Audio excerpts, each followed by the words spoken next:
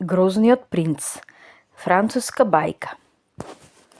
Кој ли е тој што се приближува по овој прашлив пат качен на магаре и свирејќи на мандолина?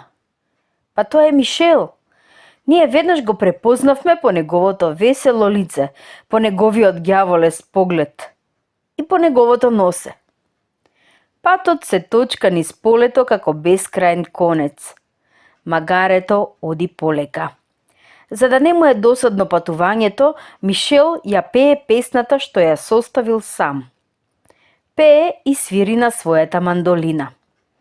Тој сега е пеач и музикант кој патува и кој минејќи преку многу полиња, долови и планини, оди од дворец до дворец да ги весели луѓето. Еден од тие дворци се издига на една височинка, а во една шума преполна со кули и кулички, тоа е дворецот на Бедавер, собственост на кралот Ворион II, кој е господар на таа земја. Мишел тргна на кај него за да го занесе со своите песни, да спечели некоја пара. Тој туку-што заврши да ја кажува на ливадите, цветјата и дрвјата 84-та строфа од својата маршовска песна и по 84-ти пат го извика припивот. Одиме и пееме, смело и без страв, сонце свети, правот лета, патот наше прав. Чекорите на магарето по правот прават клоп-клоп. Животното го води по својот пат млад господар и покрај прекрасниот ритам на припевот, тоа не го забрзува одот. Не му е дадено да брза. Добро мој бури, мојата песна значи ја нема таа среќа да ти се допадне и ти веќе не трчаш весело. Поерно би било да пееш заедно со мене. Нема ништо поубаво од песната што храбри. Ајде, стар пријателе, да запееме заедно.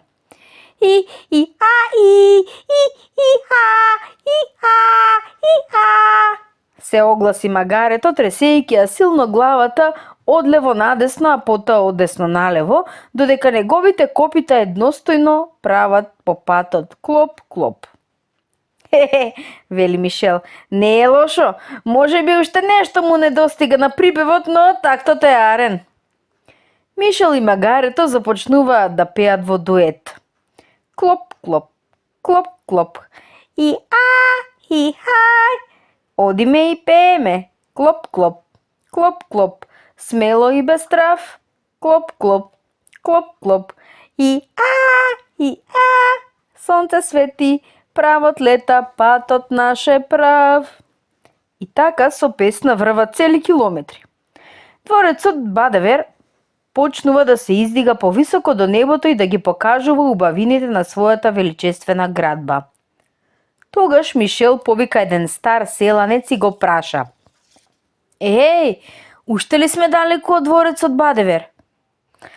Ако одите со овој рече стариот селанец, фрлајќи подсмешлив поглед на магарето, ќе одите уште 3 часа, зашто патот прави кривини и колку што има удолници, исто толку има и угорници. Добро, но кажете ни, добар човеку, дали ќе бидеме добро примени во Бадавер? Господине, не би можел точно да ви кажам. Сигурно го примаат оној што пристигнува на време, а верувам дека вие сте токму тој. Го знам ова. Кога има свадба во дворците, доброволно се примаат пеачи, музиканти, шегаджи и разни други веселници и луѓе што раскажуваат весели работи. Без да сакам да ве навредам, господине, немам намера тоа да го сторам, исто така тие што немаат прилика да си спечелат вечера, пак без навреда, господине. Мишел не мислеше да се навреди од закачките на стариот селанец, зашто откако го беше научил за наенот, тој беше чул и видел најразлични подигравки. Бидејќи магарето се побавно одеше, тој се симна на земја и почна да го прашува својот собеседник. Свадба? Значи во дворецот Бадавер има свадба? Јасно се гледа, драги мој господине, одговори селанецот, дека вие не сте од оваа земја и дека идете оддалеку. Да, треба да се слави свадбата на кралскиот внук, принцот Калапат, со некоја принцеза. Не се сеќавам точно, но тоа е цела историја за која треба отворено да се зборува. Како? Викна Мишел. Вие ме правите љубознателен? Да, се зборува дека принцот Калапат, кој не е ни убав ни многу мил, не можел да најде принцеза што би сакала да се омажи за него. Тогаш изгледа дека неговиот штитоносец, рицарот Црната глава, сакајќи да му угоди на принцот Калапат, украл една девојка, некоја госпогица Мими, за да му стане свршеница на принцот. Изгледа дека свадбата се одржува денес. Но ви се молам, господине, не заборавите дека јас така сум чул да се зборува и не знам дали има вистина во сето тоа. Може би грешам што ви раскажувам. Ако моите зборови дојдат до ушите на моќните, ова што го велам може да ми набакости. Се надевам дека сте чесен човек и нема ништо да раскажувате, зашто јас сум татко на фамилија. Никако, старче, ништо нема да зборувам. Ви благодарам за се што ми кажавте и бидете сигурни во мојата предпазливост.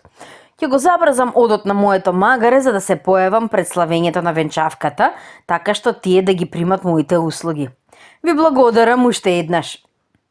Мишел се качи на магарето и со петата ги подбуцна слабините на животното, кој реши малку да го забраза ритмот на своето клоп-клоп.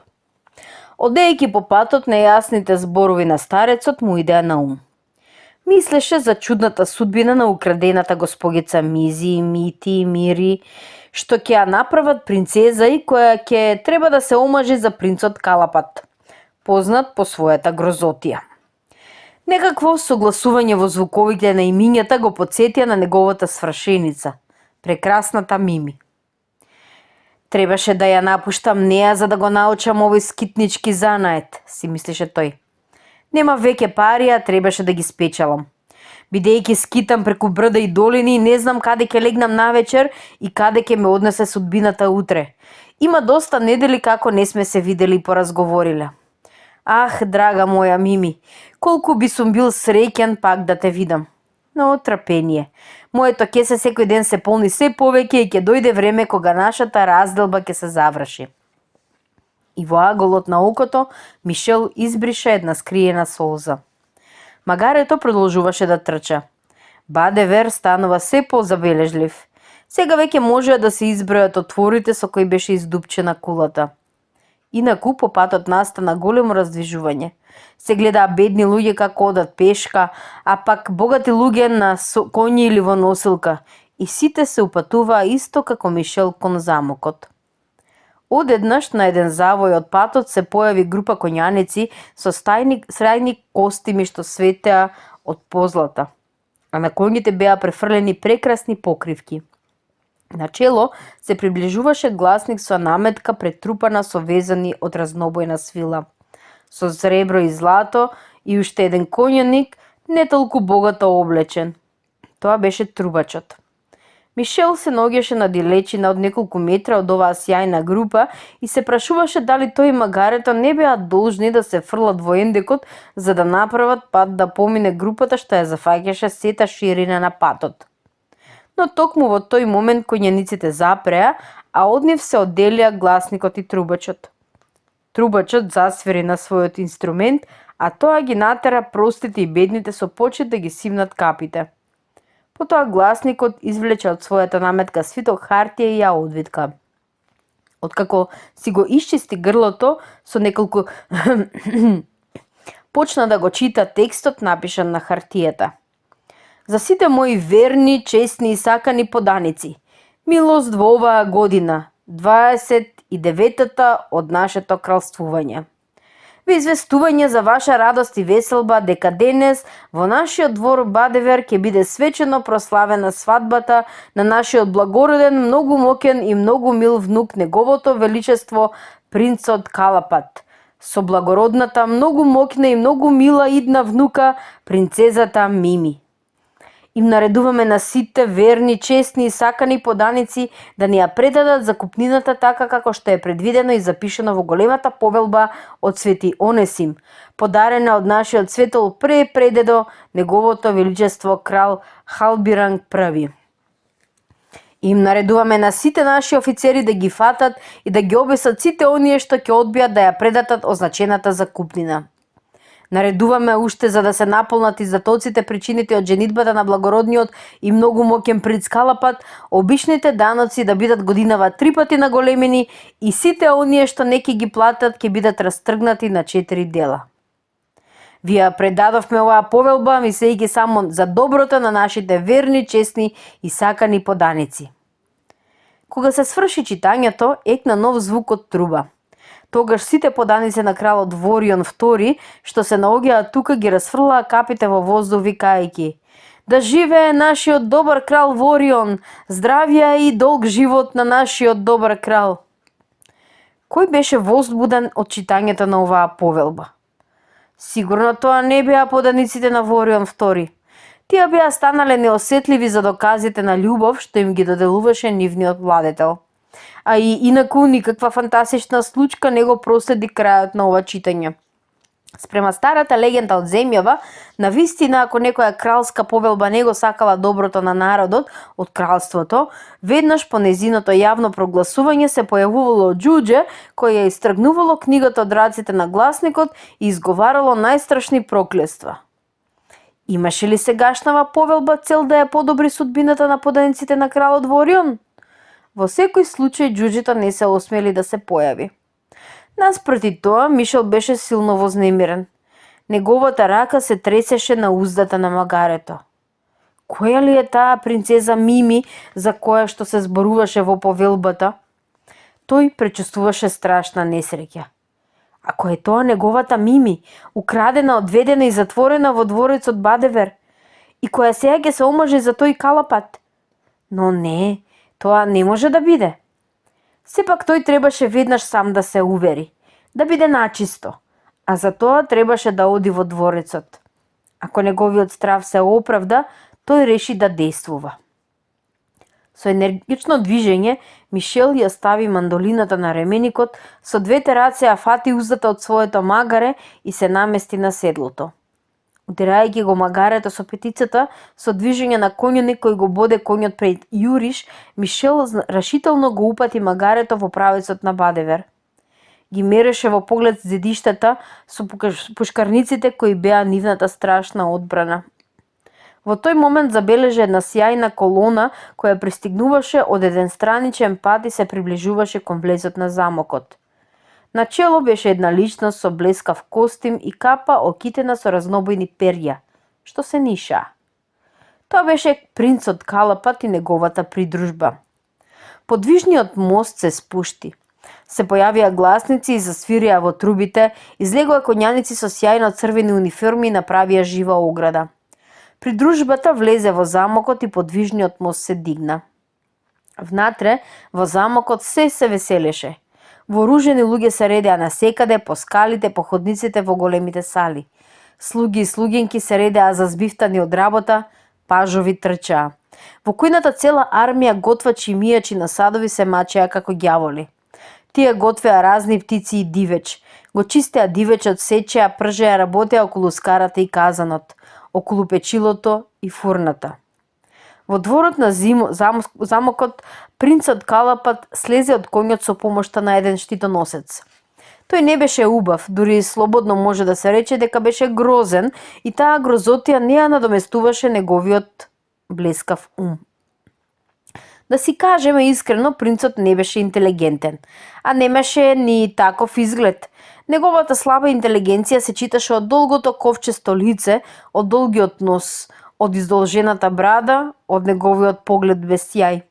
Неснаодлив, целиот збркан, се приближуваше нишајќи се во одот со расчекорени нозе. За да се докаже сиромаштвото на неговиот дух, се раскажуваше во земјата дека еден ден, кога на носот му застанал комарец, тој за да го убие се послужил со тежок дрвен чекан и доста силно се удрил. Кога зборуваше, зборовите му беа нејасни. Најчесто се задоволуваше со произнесување на еден вид диво лаење и непрекината и чудна смеа што личеше на коњско ржење и го заглушуваше увото. Накусо, ни најмалку сјаен свршеник. Со тешки чекори влечејќи ги нозите, придружен од свитата, принцот се упати помеѓу копјаниците кон големата сала, каде што го чекаше чичко му кралот Ворион, седнат на престолот. Изгледот на кралот не беше ни најмалку пријатен. Гневно и диво лице, црна и густа брада, бесен поглед и многу силен и налутен глас кој јачеше како грмеш. Тој се ширеше на својот престол држејќи го скиптарот в рака, со круната наведена напред. Околу него стоеа офицерите и другите великодостоинственици од дворот. Командантот на војската со црвен и бубуличав нос, со дебели веги како пласти, долги и густи некострешени мустаки, изгледаше како божем секогаш грицка ореви.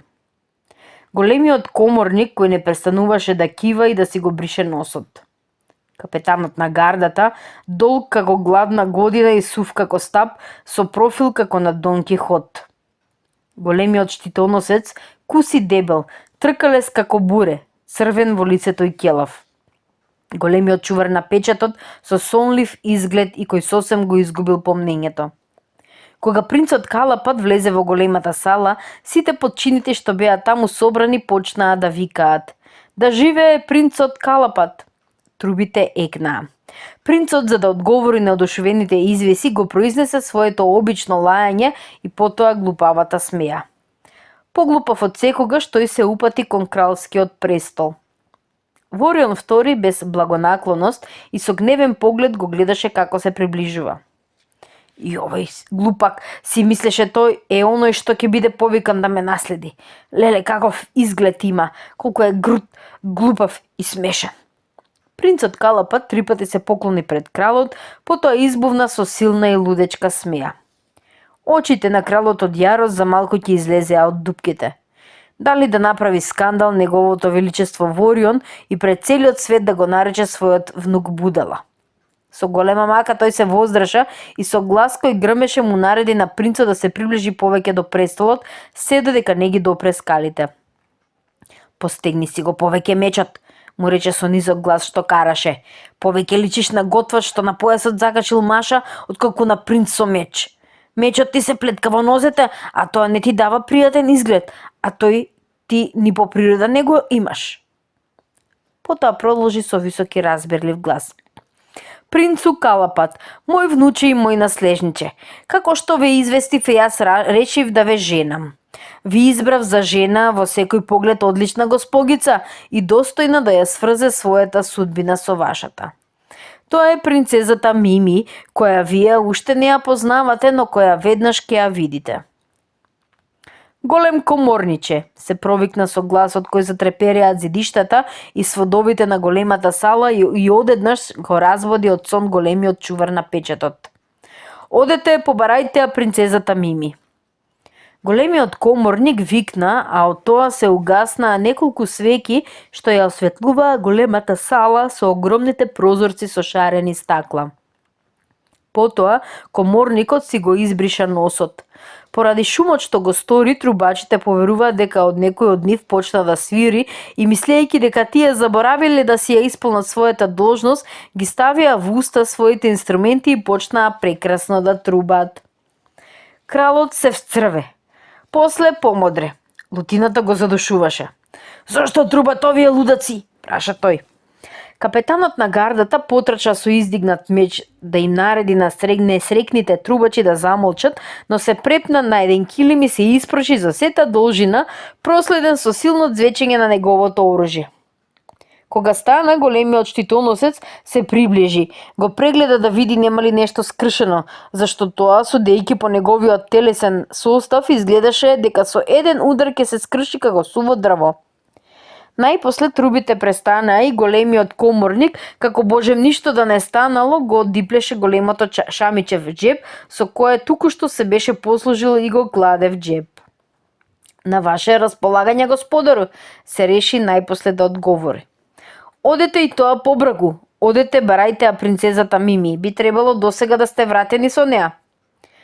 Во тој момент некаква светлина помина низ помрачениот дух на принцот Калапат, кој ништо не беше разбрал од претходната сцена. Тој одгатна дека оваа случка била смешна и фати улавечки да се смее. Оваа задоцнета смеа одново ја раздрасни јароста на кралот и овој за да му олесни со силен удар го бутна скиптерот врз тракалестиот мев на големиот штитоносец. Меѓутоа, големиот коморник, придружен од првиот коморник, а пак овој од обичниот коморник, одеше кон едно од вратите. Вратата водеше кон скалите на кулата, каде што беше сместена или поточно затворена принцезата Мими. Но во моментот кога го прескокнуваше прагот на портата, што му ја отвараа војниците, одново доби потреба да кивне.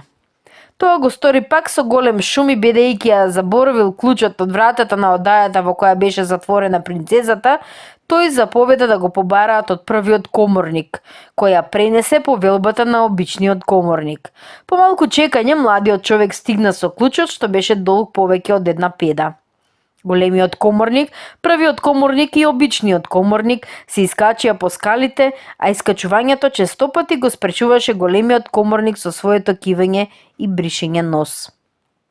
На крајот, по толку задоцнувања, клучот се заврати во бравата и вратата се отвори. Навистина тоа беше Мими, прекрасната свршеница на Мишел, затворена во кулата. Таа беше облечена во убав фстан од кадифе, поставен со крзна од хермелин. Красен колан ја стегаше половината. Накити го покриваа вратот и блуската. На главата имаше висока капа, покриена со скапоцени камења на кои беше закачен превезот.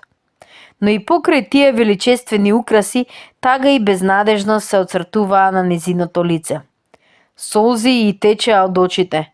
И покрај молбите од страна на незината придружничка, таа одбиваше да касне од вкусното јадење, поставено на позлатена табла.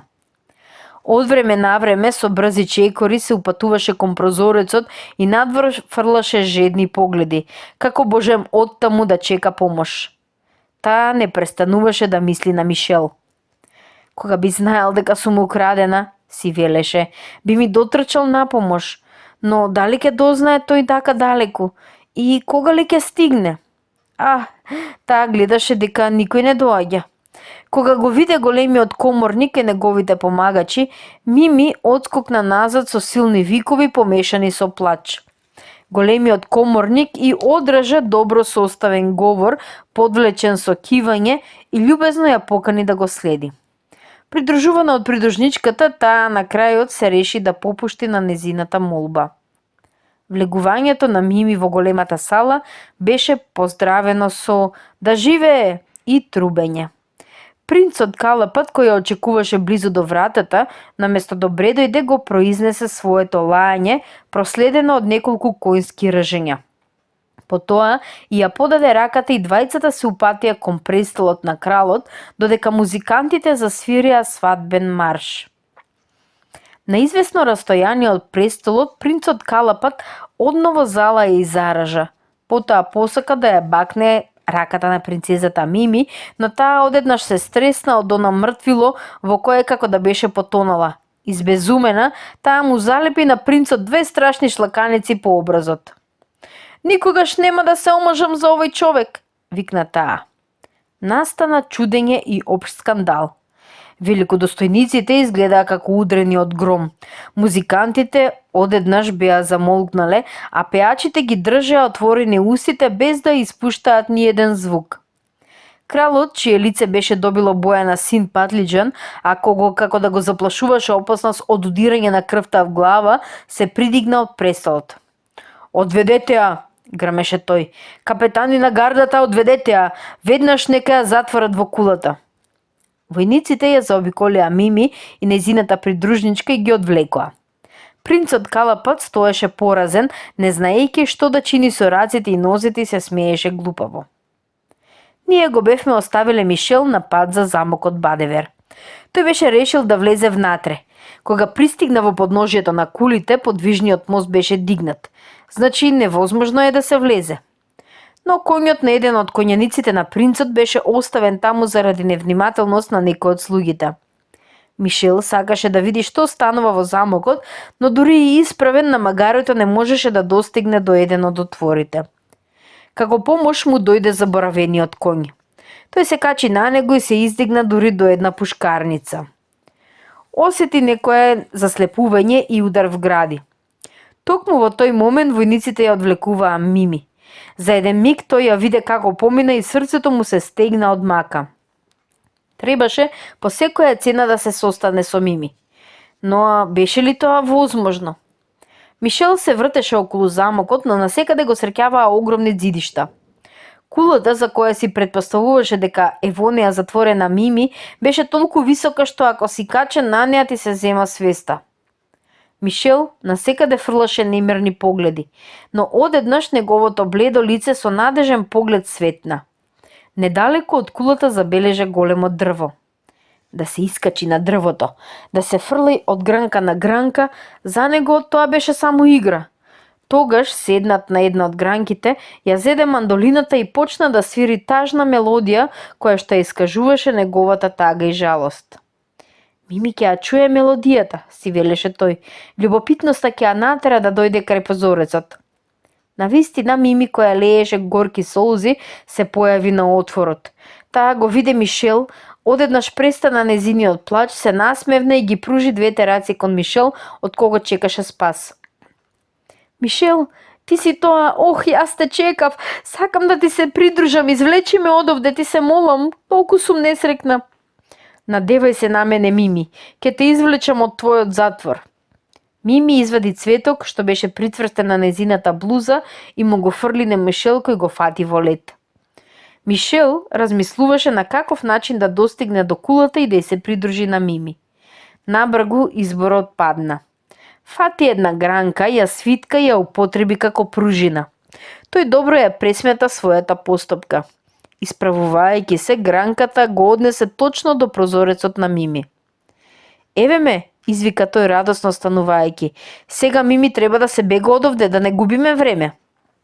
Со неколку уверливи зборови, тој ја придоби придружничката на Мими и ги зеде креветските чаршави и промената на Мими.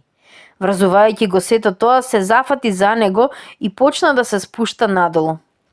За тоа време кралот, откако се изнавика и изнарика и откако го истори бесот врз офицерите, малку се смири. Но од сите овие возбуди многу огладне. Гладен сум, се развика тој. Сакам да јадам, нека се служи гозбата. Сите трепереа од страф и неговите повелби беа бргу исполнети.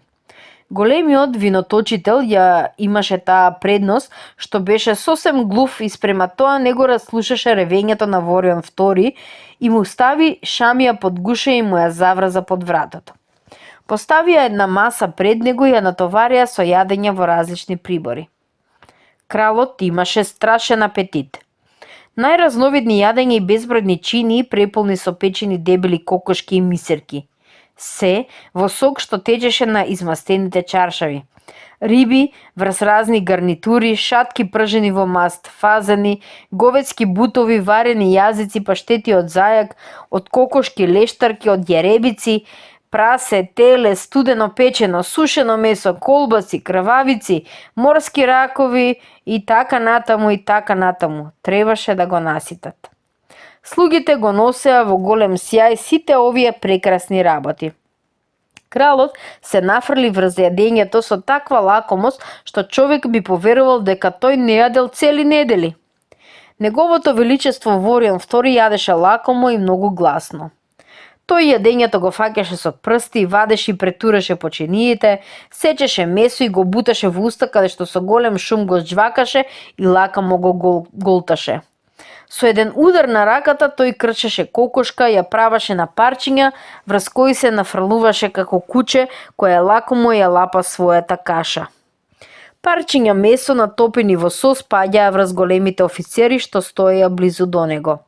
Командантот на војската имаше софт од мајонез врз мустаките. Парче од пифтија го покриваше окото на големиот штитоносец, а сокот патлиџени ја гнасеше на метката на хермелинот, на големиот чувар на печатот. Прстите на кралот беа мрсни и извалкани и покрај тоа што тој постојано ги бришеше со шамијата. Разни мрсни сокови му течеа по брадата. Најлошо беше што тој никако не ги сеќаваше овие своји одвратни постапки. Луѓето не знаат веќе да се владеат на маса, зборуваше тој, бракајќи во чиниите и движејќи ги вилиците. Ах, требаше да се види во времето на мојата младост како луѓето знаеја да јадат. Се губи, само јас во дворецот давав добар пример. Ако кралот јадеше колку еден змеј, тој пиеше колку десетина. Да кажеме поарно, тој ја голташе течноста како буре, на кое му го извадиле дното. Пред него се редеа чаши полни со вино и пиво. Секој од нив содржеше количество од едно големо шише. Ворион II празнаше чаша вино, а после неколку секунди чаша пиво. Група виночитатели врзаа да ги наполнат и едните и другите и не знаеја каде побргу да ја завртат главата. Толку жедноста на кралот, наголемена од мирудиите, непрестанно се засилуваше. Меѓутоа, целиот дворец го следеше неговиот пример. Седнати на долги маси, дворјаните вредно се гостеа, голтајќи цели купови јадења. Во кујната раководителите, готвачите и мијачите на садови беа сосем изморени и не знаеа каде да се свртат. Во самата сала слугите не би можеле сами да сечат месо, колбаси и леп. Поради тоа тие во кујната поставија една интересна машина. Таа со една долга секера што се спушта и се издига меѓу жлебови со јаже, совршено сечеше парчиња говецко печено или колачи, колца од колбаци, мортадела и парчиња леп. Одеднаш, кралот за малку што не се задави од коската од фазан и од лутина ја фрли паштетата од лештарка врз главата на капетанот на гардата. Тој беше толку среќен што го избегна ударот и ја дочека паштетата со врвот на мечот каде што таа се наби. Неочекуваната гледка што беше причина за овој настан, низ еден од отворите на големата сала на кралот го виде Мишел како се симнува по долгото јаже што го беше составил така вешто, а Мими пак се држеше цврсто за него. Што ми ја победи опасноста од задушувањето, кралот произнесе такви клетви и ревења кои ги смрзнаа сите присутни. Нека се запрат, викаше тој со сета сила. Бргу, бегаат! Командантот на војската, големиот коморник, капетанот на гардата, големиот штитоносец и големиот чувар на печатот се поглед збунети. Потоа потрча. Што? Кралот полудува. Дали прејадувањето беше причина за таков настап во мозокот на неговото величество? Нека се запрат, повторуваше кралот врескајќи. Запрете ги веднаш наместо да стоите тука како колбаси закачени на таван. Кого? Извикаа во еден глас големите офицери. Кого треба да запреме? Ах, вие лудаци, принцезата Мими која се спушта од прозорецот и бега во придружба на некој што не го знам. Гледајте низ оној прозорец. Со испружени раце Ворион II ги покажуваше Мишел и Мими виснати на јажето, направено од алишта. Изненаден од тресокот на кралевиот глас, Мишел запре и се симнува и изгледаше како збунет. Војници и копјаници потрчаа кон влезот на замокот и полетаа кон подвижниот мост кој брзо беше симнат. Мишел, колебајќи се за миг, одново почна да се спушта. Кога стигна на земја, тој не го зеде своето магаре бури, кој немаше никаква волја за трчење, туку отрча кон оставениот конј од принцовата свита. Држејќи ја Мими, тој веќе се качуваше на конјот. Кога војниците и копјаниците го заобиколија и се фрлија врз него, кутриот Мишел, тој сега беше затвореник. Него го влечеа пред кралот кој што се пенеше од бес. Кој си ти? Јас сум Мишел, свршеникот на Мими. Безобразник, јас познавам само еден свршеник на принцезата Мими, а тоа е мојот внук, принцот Калапат, подбуцнувач и крадец ни еден. Арнаке ти е сметката, те осудувам на смрт, дека му ја отсечат главата со машината за сечење колбаси. Војниците го фатија Мишел кој се протиставуваше и протестираше и го завлекоа кон инструментот за убивање, чија секира беше дигната. Мишел се тргаше од тие што го буткаа под страшниот челик, но неговата одбрана беше попуста. Неговата глава веќе беше ставена врз пењушката. Кралот ќе брои 1, 2 и на 3 секирата ќе падне. Но Мими се фрли пред нозете на кралот. Милост, господаро, милост за Мишел, немојте да дозволите да му ја отсечат главата. Порно заповедете да излезе на двобој со принцот Калапат, ќе се омажам за победникот, кој да е тој. Се гледа дека ги познавате обичаите, принцезо, рече кралот одеднаш ублажен. Вашата идеја ми се допаѓа. Таа ме восхитува. Ги сакам надпреварите. Принцот Калапат и овој, како да го викате, Мишел. Добро, принцот Калапат и Мишел ќе се борат честно на бојното поле. Гласници, објавете ги имињата на борците. Затрубете со трубите. Во салата веќе владееше голем шум. Гостите, подгреани од виното, вика и вреска. Браво, прекрасно, браво! Вревата беше толкова што дури и големиот виноточител и покрај тоа што беше глув сети некаков шум. Борбата треба да се одржи на отворениот простор што се наоѓа пред влезот на замокот. Кралот веќе се намести на едно издигнато место. Околу него стојат неговите офицери и дворјани. Војниците го обиколуваат просторот што го образува боиштето. Принцот Калапат се појавува на едниот крај. Тој е облечен во блескав оклоп кој свети како сребрен. Позлатен шлем со спуштен визир кој го покрива неговото лице. На врвот се тресе перјаница, црвена, сина и жолта. Во едната рака држи долго копија, а во другата голем штит. За несреќа, убавиот оклоп ги спречува неговите движења. Невозможно му е да се качи на седлото. Неговите штитоности се принудени да се послужат со чекрак и со јаже за да го дигнат на конјот. Одеднаш на другиот крај еве го Мишел, качен на своето храбро магаре бури, чиј изглед очигледно не задоволува. Каква смешна облека! Бидејќи немаше вистински оклоп, тој си направил оклоп од старо ќумбе. Кантата за јаглен му ја заменува шлемот. Копје е една долгала стегарка, а мечот маша.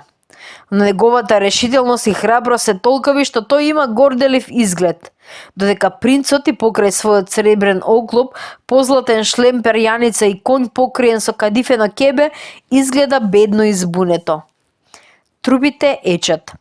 Принцот и Мишел се приближуваат и поздравуваат со копјата. Повторно трубење. Се дава сигнал за борба.